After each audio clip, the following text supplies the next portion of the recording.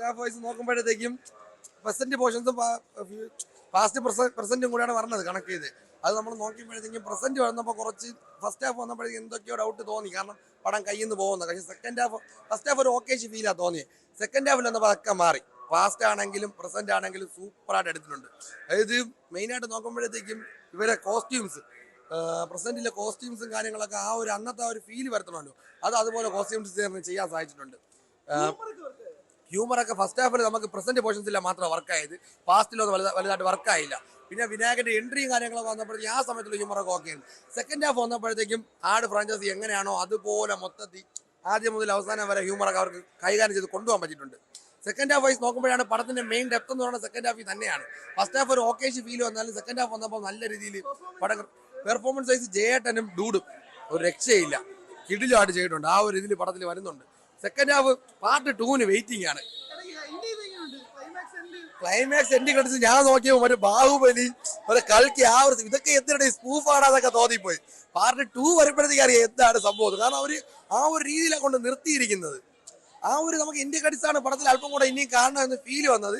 എന്തായാലും പടം അടിക്കും, പെരുന്നാളിന് തൂക്കും, ഫാമിലി തൂക്കും. പൊളിയായിരുന്നു ബ്രോ, ഒന്നും പറയാനില്ല. വിഷയമാണ്. ഫസ്റ്റ് സെക്കൻഡും അല്ല 3 വേറെ ലെവല് എന്നാണ്, വേറെ ലെവല്, ഒന്നും പറയാനില്ല. എക്സ്പീരിയൻസ് ആണ്, മസ്റ്റ് വാച്ച് ആണ്. മസ്റ്റ് ആയിട്ട് തിയേറ്ററിൽ വന്നേനെ കാണണം. സൂപ്പർ ആണ്, അടിപൊളി. എന്തോ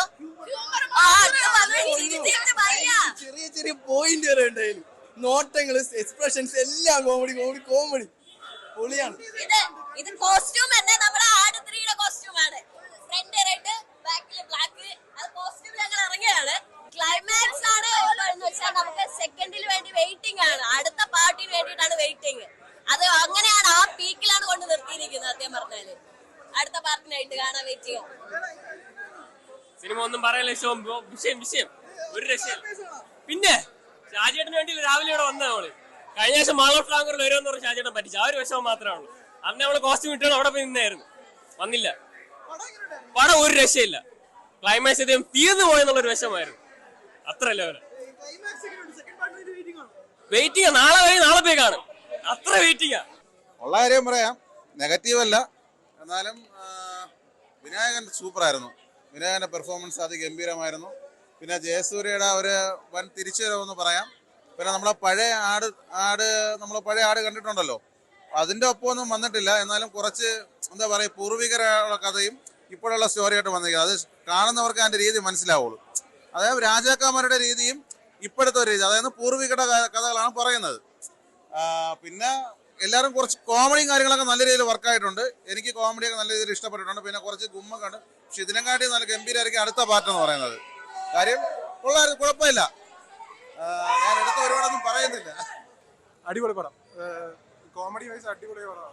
ലൈക്ക് ഭയങ്കര എന്റർടൈനിങ് ആണ്. നമ്മുടെ ഹൈപ്പിന് വർത്ത വന്ന് കാണേണ്ട തിയേറ്റർ എക്സ്പീരിയൻസ്. നമ്മുടെ ആട് 2ന്റെ ഒക്കെ ആ ഒരു മെമ്മറീസ് ഒക്കെ കൊണ്ടുവരുന്നുണ്ട്.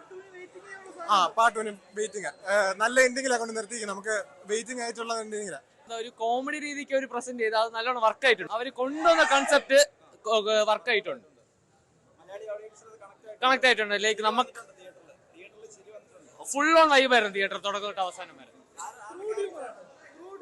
ത്രൂ ഔട്ട് നമുക്ക് വൈബ് അടിച്ചിരുന്ന് കാണാൻ പറ്റുന്ന പടം. എസ്പെഷ്യലി സെക്കൻഡ് ഹാഫ് ലിറ്ററലി വൈബായിരുന്നു ഫുള്ളും. ഇതെല്ലാവരും ഒന്നിനൊന്ന് മികച്ചായിരുന്നു. ഡ്യൂഡ് പൊളിയായിരുന്നു. സെക്കൻഡ് ഹാഫിലൊന്ന് ഡ്യൂഡ് പൊളിച്ചിട്ടാണ് പോയത്. അല്ല, എല്ലാ ക്യാരക്ടേഴ്സും ഈക്വലി കൊടുത്തിട്ടുണ്ട്. പാപ്പൻ തന്നെയാണ് ലിറ്ററലി തൂക്കിയെന്ന് പറയാം. കൊള്ളാം. ഒരു ആ ടൈം ലൈനിന്റെ ഒരു കണക്ഷൻ എല്ലാവർക്കും വർക്ക് ആവണമെന്നില്ല. സെക്കൻഡ് ഹാഫ് ബെറ്റർ ആയിരുന്നു. ഇനി തേർഡ് പാർട്ടിന് വെയിറ്റ് ചെയ്യുന്നു. ഉണ്ട്. കൊള്ളാം, നൈസാണ്. കോമഡിയൊക്കെ പഴയതുപോലെ വർക്ക് ആയിട്ടുണ്ട്. പക്ഷെ കുറച്ചുകൂടെ സീരിയസ് മാറ്റർ സംസാരിക്കണോണ്ട് ഫസ്റ്റ് ഹാഫ് ലാഗ് ആയിട്ടുണ്ട്. സെക്കൻഡ് ഹാഫ് ബെറ്റർ ആയിരുന്നു. പീക്ക് പടം. അടുത്ത സെക്കൻഡ് പാർട്ട് ഉണ്ട്. ഇതിന് വെയിറ്റിംഗ് ആണ്. പീക്ക് പടം എന്ന് പറഞ്ഞാൽ പീക്ക് പടം. മസ്റ്റ്. ഹ്യൂമർ ഉണ്ട്, എല്ലാം ഉണ്ട്. ഫസ്റ്റ് ഹാഫ് കുറച്ച് ലാഗ് ആയിരുന്നു. സെക്കൻഡ് ഹാഫ് കിടിലം, ഒന്നും പറയില്ല. വിനായകന്റെ കൊലത്തൂക്കാണ്. വിനായകൻ, ജയസൂര്യ എല്ലാവരും, ഒന്നും പറയില്ല. പീക്ക് പടം. അതിനേക്കാൾ സൂപ്പറാണ്. പീക്ക് വെയിറ്റിംഗ് ആണ്, പക്കാ വെയിറ്റിംഗ് ആണ്. കൂടുതൽ വാർത്തകൾക്ക് news 18 Keralam YouTube channel subscribe ചെയ്യുക.